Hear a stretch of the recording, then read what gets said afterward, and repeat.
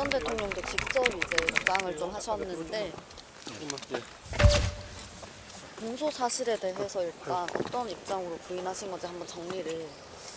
법정에서 뭐 설명했듯이 이 지금 비상계엄, 합법적인 비상계엄을 내란으로 지금 의혹을 한 것이다. 그래서 공소사실 전체를 일단 부인을 합니다. 그리고 공소사실 모두에 보면 무슨 여러 가지 공모 사실들 나열하고 있는데 그 부분에 대해서 구체적인 사실은 다 부인하는 것이고요. 우선 내란죄 구성 요건인 국헌문란 목적이나 폭동이 없었다. 이런 것을 얘기하고 있는 것입니다.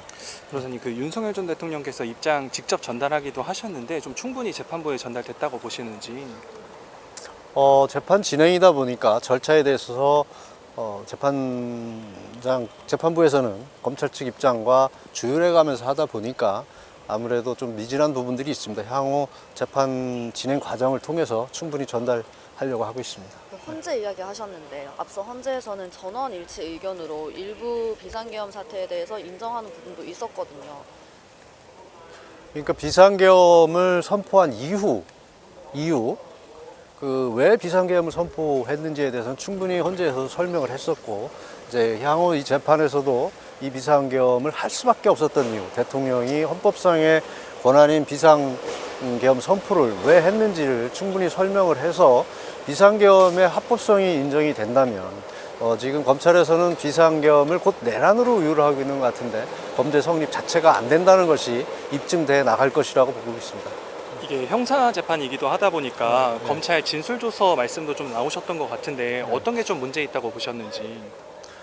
아까 말씀드렸듯이 수사기관이 공수처, 검찰, 경찰, 군검찰이 개입되어 있습니다. 각 수사기관에서 할 수 있는 권한이 있는지, 수사권이 있는지에 대해서 처음부터 다퉈지고 있는 상황이어서 그 부분에서 합법적인 증거들인지, 불법 수집 증거인지, 위법한 증거인지에 대해서 증거 능력이 문제가 될 수 있습니다. 이 부분이 정리가 돼야 된다는 말씀을 드립니다.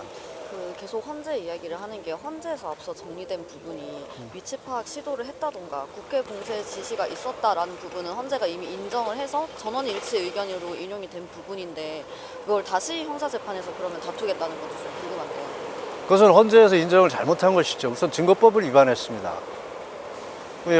형사재판에서는 분명히 증거로 쓸 수 없는 증거들을 써서 헌재에서 인정을 했기 때문에 형사재판에서는 그 부분에 충분히 다퉈서 사실이 아닌 것을 입증해 나가야 된다고 생각하고 그것이 당연히 해야 될 일이라고 생각합니다. 오늘 증인신문 두 분이 이루어졌는데 좀 적절하지 않다는 취지의 말씀도 있었던 것 같아서 그 사유를 좀 설명해 주실 수 있으실까요? 법정에서 설명을 했습니다. 이 지금 오늘 이루어진 두 명의 증인은 계엄 사무에 있어서 최일선에서 종사했던 사람들이고 대통령과는 직접 연관되어 있는 사실이 없습니다. 그리고 들었다는 내용들이 사령관이나 그 밑에 여단장으로부터 들었다는 것을 법률상으로 보면 전문 증거나 재전문 증거입니다. 그래서 증거로 사용할 수 없는 부분이고 원진술자가 진술을 확인해 주지 않으면 증거 가치가 없습니다. 그런데도 불구하고 원진술자의 증언을 듣지 않고 밑에 전문 증거부터 증거 조사를 하는 것은 분명히 문제가 있습니다. 그 헌재 결정이 그럼 잘못됐다라는 거는 그 결정으로 인한 파면도 혹시 잘못됐다라는 걸까요? 판결 내용에 대해서는 충분히 이의 신청을 할 수 있고 얼마든지 할 수 있습니다. 그러나 헌법재판소는 단심이기 때문에 법률상 제도적으로 수용할 수밖에 없는 입장이지 판결은 우리들이 수없이 봐왔습니다. 우선 형사사건 같은 경우 1심이 2심에서 번복되거나 2심이 대법원에서 번복될 수도 있습니다. 그리고 많은 사건들이 재심을 통해서 또 번복되는 경우도 보아왔습니다. 그렇기 때문에 헌법재판소의 결정이 반드시 진리이고 사실은 아니라는 겁니다. 결국은 또 다른 재판 과정인 형사재판을 통해서 진실을, 사실을 밝혀나가는 과정이 지금입니다. 검찰은 초반부에 공소사실 요지 설명하면서 국헌문란 목적이랑 폭동 한 번 더 언급했는데 이거에 대해서는 또 어떤 입장이신지도 궁금합니다. 그러니까 국헌문란 목적이라는 것은 국가 기능을 저해하는 것인데 대통령이 지금 그 공소사실 모두 사실에 보면 나라가 걱정스럽다, 미래 세대에게 제대로 된 나라를 물려준다, 이런 것들은 이게 어떻게 해서 내란 목적인 국헌문란 목적이 되는지 이유를 알 수가 없습니다.